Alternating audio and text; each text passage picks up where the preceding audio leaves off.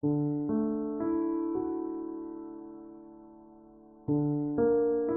말씀은 잠언 21장 말씀을 봅니다.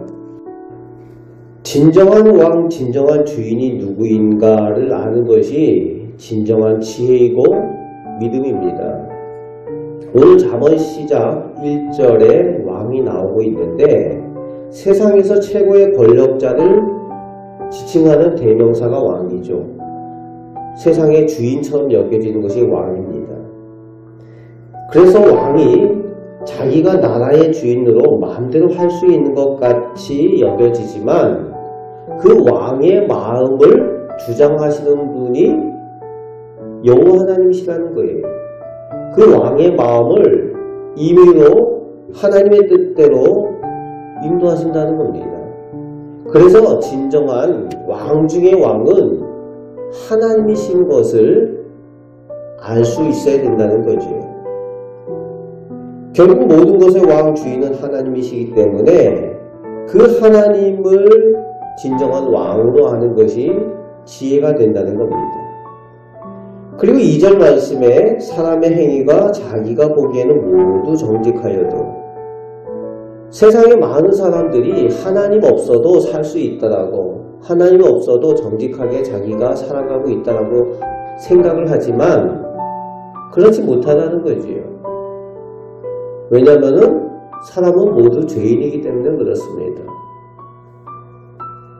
하늘을 우러러 한 점 부끄럼 없다라고 이야기하는 사람들이 있을지라도 그 사람들이 죄 가운데 살아가고 있는 것은 하나님께서 아신다는 겁니다.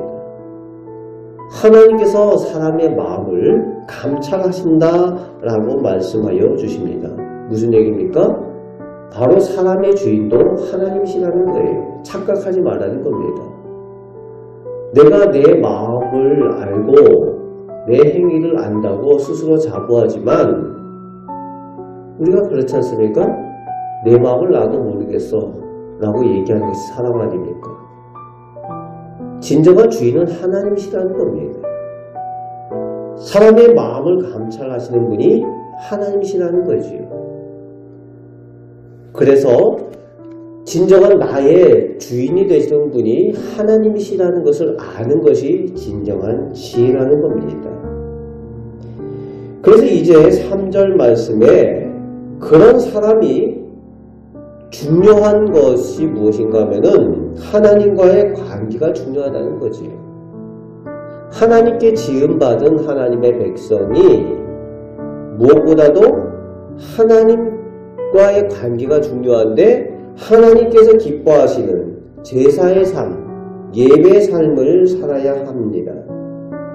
그런데 그 예배의 삶의 제사의 중요한 것은 하나님께서 기뻐하시는 제사를 드리는 거죠. 하나님께서 기뻐하시는 제사가 뭐라고 3절 말씀에 말씀하여 주십니까? 공의와 정의를 행하는 것이라고 말씀하여 주고 있어요.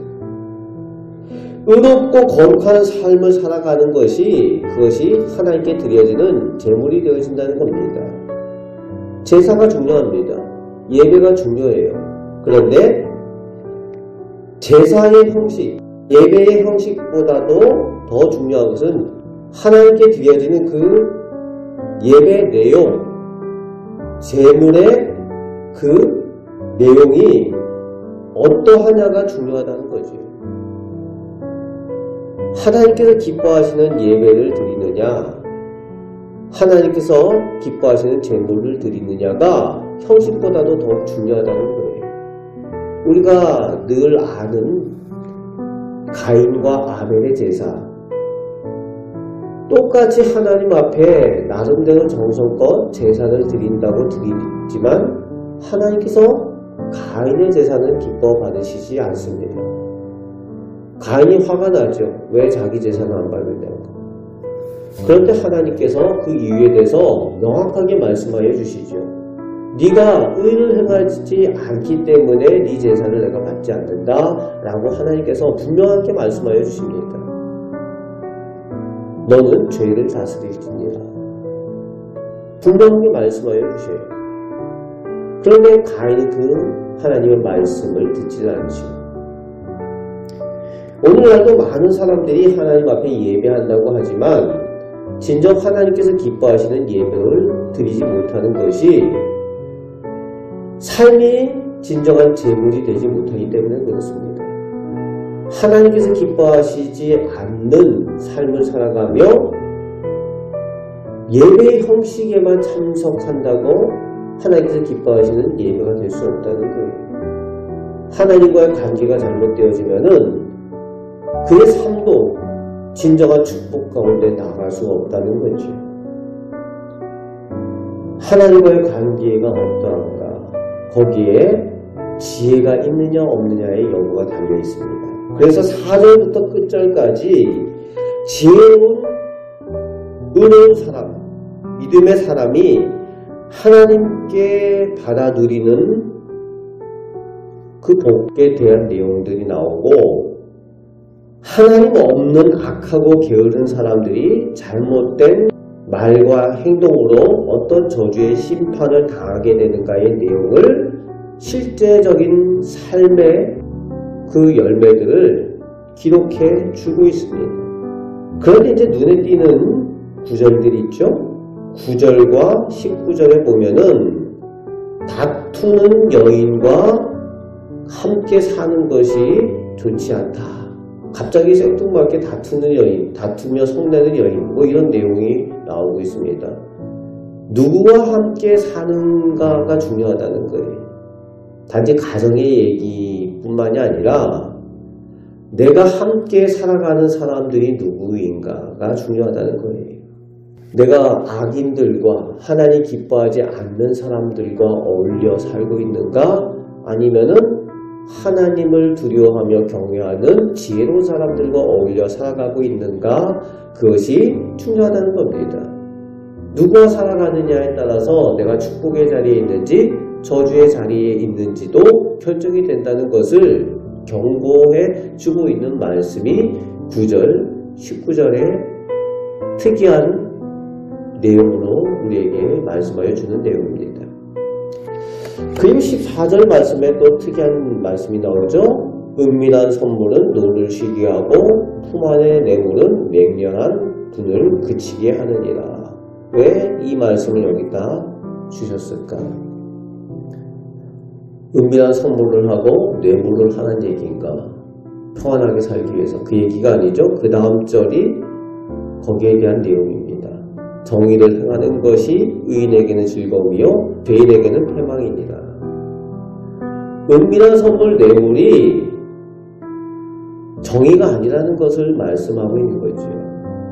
진정으로 정의를 행하는 것이 즐거움이 되는데, 죄인들은 은밀한 선물과 뇌물을 가지고서 해결하려고 하는 것이, 그것이 지금은 괜찮은 것 같은데 그것이 패망이 되어진다는 것을 15절에 이어서 말씀하여 주고 있다는 거예요.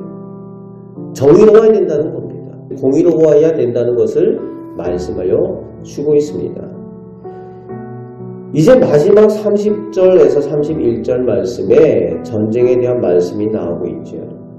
세상에서 가지고 있는 지혜, 명철, 모략, 그것으로 전쟁에 이기는 것이 아니고 수많은 군사력, 강력한 군사력, 마병들을 준비한 것 가지고 전쟁에 이기는 것이 아니라 전쟁의 승패는 누구에게 있다고요? 여호와 하나님께 있다라고 말씀하여 주고 있습니다. 오늘도 우리는 영적인 전쟁을 싸우고 있습니다. 내 힘, 내 지혜, 내 생각이 아니라 하나님께서 우리와 함께 계실 때에 우리가 오늘도 겪게 되는 영적인 전쟁에서 승리케 되는 줄 믿습니다. 그 하나님을 나의 진정한 주님으로, 나의 왕으로 믿고 의지하며 하나님의 백성으로 승리하며 살아가시는 우리 목된 성도들 되시기를 주님의 말씀으로 축복합니다. 아멘. 기도하겠습니다. 하나님께서 오늘 나의 참된 주가 되시고 우리 가정의 참된 왕이 되십니다. 하나님을 믿고 의지하며 하나님과의 관계를 소중하게 여기는 것이 저희에게 진정한 복이 되고 지혜가 되는 줄 믿습니다. 오늘도 하나님을 의지하며 하나님과 동행하며 승리하며 살아가는 저희 모두가 되게 하여 주옵소서. 우리를 사랑하시는 예수 그리스도의 이름으로 기도하옵나이다. 아멘.